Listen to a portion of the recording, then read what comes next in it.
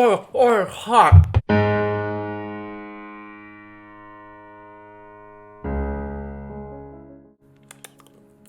Hey guys, welcome to Rumble Book Club. I'm your host, Michael Hernandez, and this is the show where a normal guy like me can talk about interesting books I've read, old and new, good and bad. So, if you like these books, if you like what I'm talking about, you like the discussion, go ahead and follow me, rumble the videos, and more importantly, share them, talk about them. Let me know if there's any books that you want to read, and I'll put them on the list, and we'll talk about them on the show.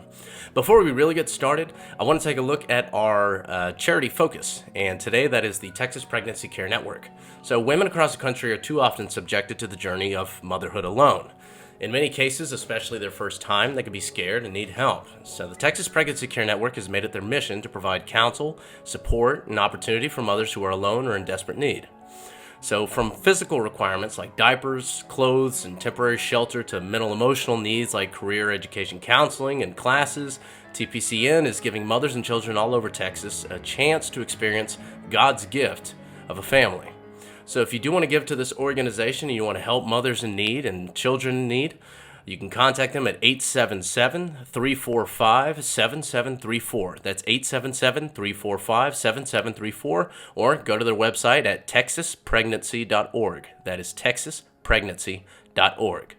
All right, so it's getting pretty dark out in the Texas skies where I'm living, and on that topic, we're going to get to our book today, and that is Strange Weather by Joe Hill.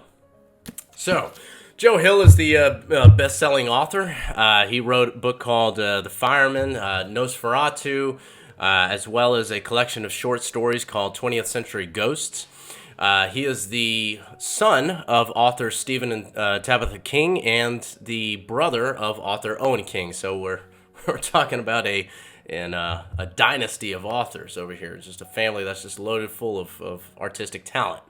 Although Tabitha King is primarily a poet. I know she writes a lot more poetry than stories. So this book in particular is a collection of 4 novellas, each with a different theme and a different style, and it kind of reminds me of his father, Stephen King's collection of novellas. It was actually, I think, another collection of 4 called Different Seasons, but we're going to talk about Joe today because his work honestly stands on its own. It is phenomenal writing. So, looking at the aesthetics in our three-part critique, aesthetics, it's a very colorful, it's very intricate design as far as the illustration, which I'm not a fan of. I like boring covers of books. I think you're allowed a little bit more leeway with fictional stuff rather than nonfiction, but nonetheless, it is a bit colorful for me, despite the fact that they at least use colors that are a little bit different, so it make it pop out on the shelf. But at least they keep the text simple. You know, you just see author, name of the book, and then just some very small print that kind of recedes into the background. So what you really see, the important stuff, the meat and potatoes of what you want, which is the author and the title right there, straight for you to see.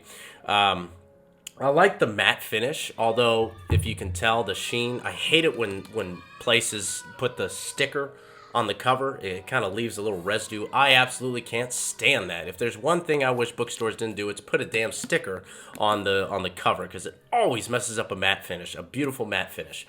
But it's a good size and thickness good size for the thickness, so it goes really well. Even with a hardback, this is still something that you can tuck away pretty efficiently or carry around with you pretty easily. So I'll rate it still strong, despite the fact that it is very colorful for me. I'll rate it a strong 7 out of 10. So getting into the readability. So it's very similar to Stephen King with really straightforward language. It's a believable dialogue when you hear people talking, and it's good conversational narration. I like narration that isn't afraid to kind of break that, break that fourth wall or fifth wall where you're talking to the audience. I love the fact that Stephen King does that, and I love the fact that Joe Hill implements it in this one as well. So the pages are bright, a little bit bright, but not by much. It's still a little bit off-white. It's not completely eggshell white, but the text is crystal clear. It's easy to read, so your eye isn't really straining to read it. I love the illustrations. The illustrations work really well. Let me see if I can find one really quick on the spot.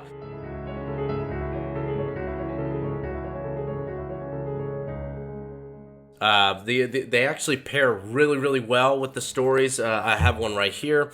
You can see for the snapshot. I'm not sure how much I can show, but I do. The illustrations are done by different authors. Joe Hill worked with a handful of different authors to do each individual illustration. So the content is high intensity. It's engaging. It's fun. The first story, Snapshot, covers a young fat kid in the 80s who's really bright, really intelligent, but he's kind of a loser. And it's about his encounter with a strange man and an even stranger camera that has mysterious power. Now, the second story circles around the vicious gun debate that we always seem to find ourselves in here in the United States. But nonetheless, it follows that gun debate, and it does it in a really creative and intense way that actually kind of does a little bit of justice to both sides. Joe Hill has a really unique gift of making you sympathize with monstrous characters while also, understanding the darker forces of their nature. So he does that really good, and it makes your blood pump the whole time you're reading it. It's great. It's high intensity. It moves real fast.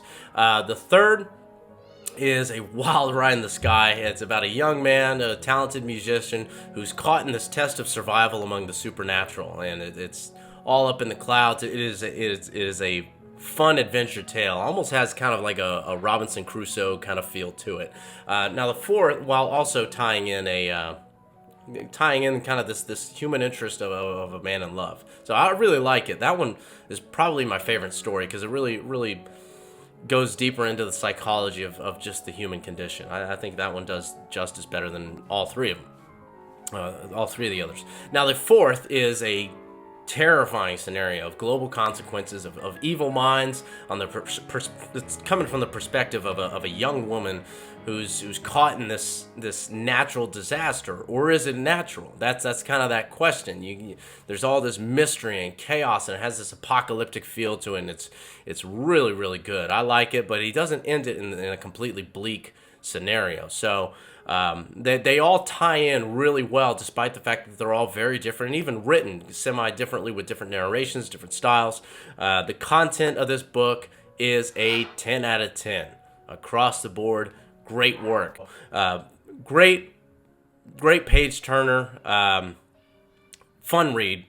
And I found this this was a gift from my wife. I believe she found it at either Target or Barnes & Noble. Check with your local bookstore. Always go to your local bookstore first, and if all else fails and you can't find it, although I doubt it because this is a relatively new release, and Joe Hill is definitely a hot author right now, you can definitely find it at your bookstore. But if all else fails and your bookstore is just sold out, go to Amazon, get yourself a copy. I highly recommend it. The book is Strange Weather by Joe Hill. Get yourself a copy, and thanks for tuning in, everybody.